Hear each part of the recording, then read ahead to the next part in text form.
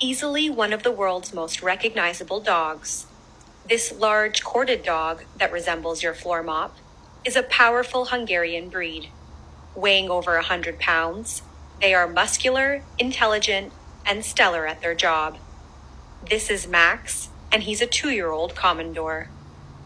Before we get started, I'd just like to remind you that if you are a regular viewer of my channel and you haven't hit that subscribe or follow button yet, well, that's just rude. Okay, buddy, are you ready for your hour-long bath? Good boy. Let's get you clean. You're a dirty man. Why are you laying down? Don't lay down. This is Max's first experience at a groomer. Despite the owner's best efforts, he was unable to find anyone willing to take on a corded dog. These dogs are an extreme amount of work, and their coat requires a lot of time and patience. His owner has done a remarkable job maintaining his cords, and get this is his first ever dog.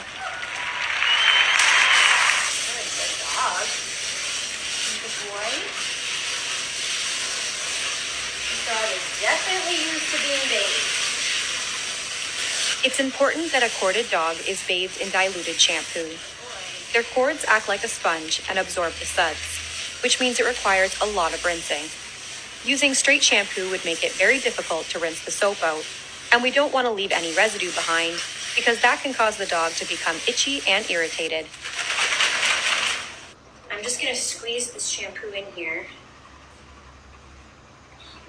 Are very dirty under there. After the dog has been soaped up, you want to use your hands to squeeze the shampoo into the cords.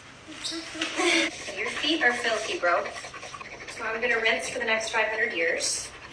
And then I'm going to add purple shampoo. Some groomers don't use a purple shampoo on corded coats.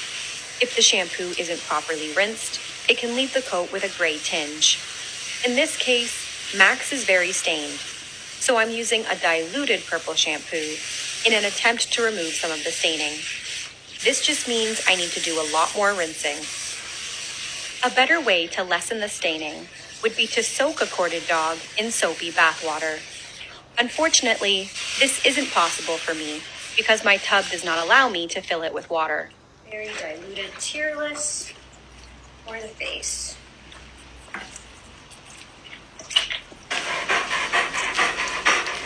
Once I am finally done washing Max, I rinse for the next 100 years. I use both my nozzle and my hose without a nozzle to create a thicker stream of water. As I rinse him down, I squeeze the cords. You know you're done rinsing when you squeeze the cords and you no longer see suds.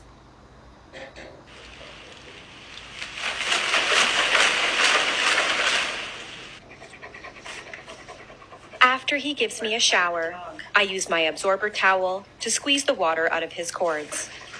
I do this until he is no longer dripping wet, and then it's off to the blow dryer.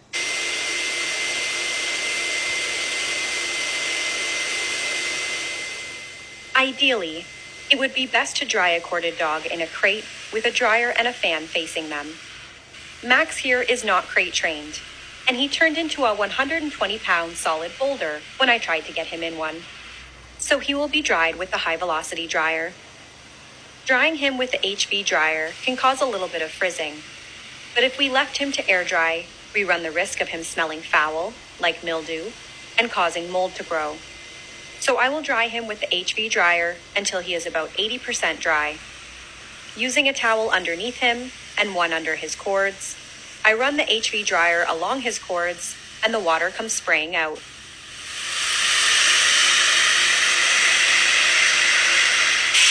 It's important to note that corded dogs are not your average matted dogs.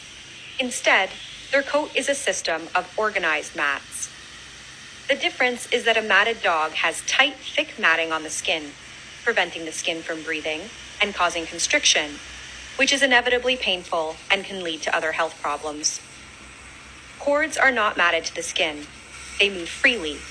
You can not only see Max's skin clearly, but you can also see how it's not irritated. The cords don't hurt them, and they are light to the touch. Despite how it may seem, they do not cause the dog to be weighed down. Corded dogs are not neglected dogs. On the contrary, they are extremely well cared for and pampered dogs.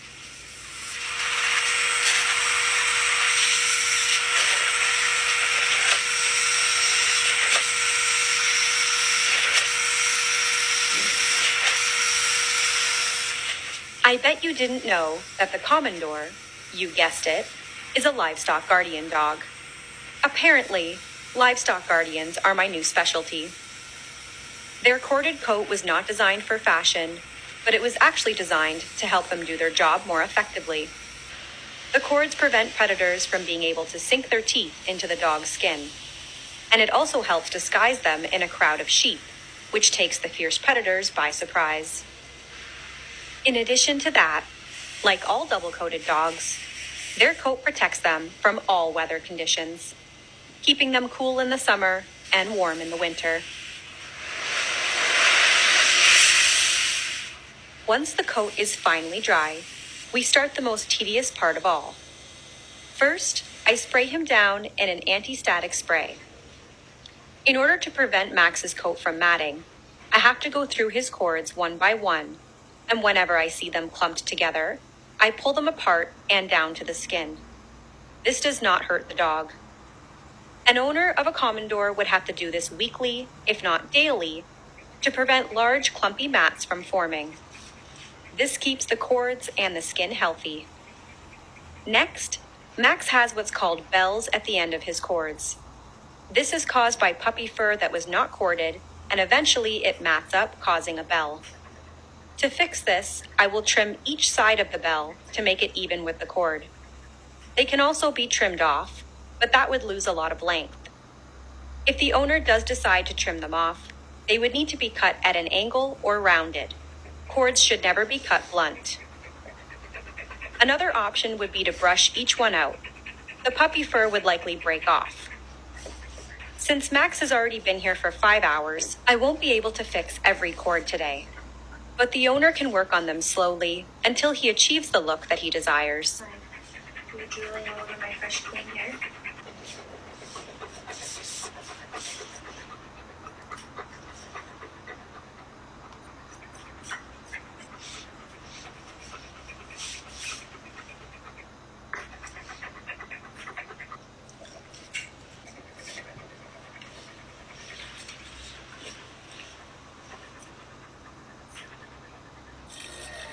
Being livestock guardians, they are highly skeptical of strangers and often aggressive when on their own territory.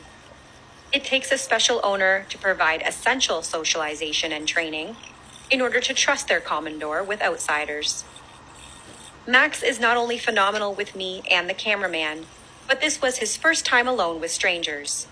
Once again, a round of applause for Max's owner.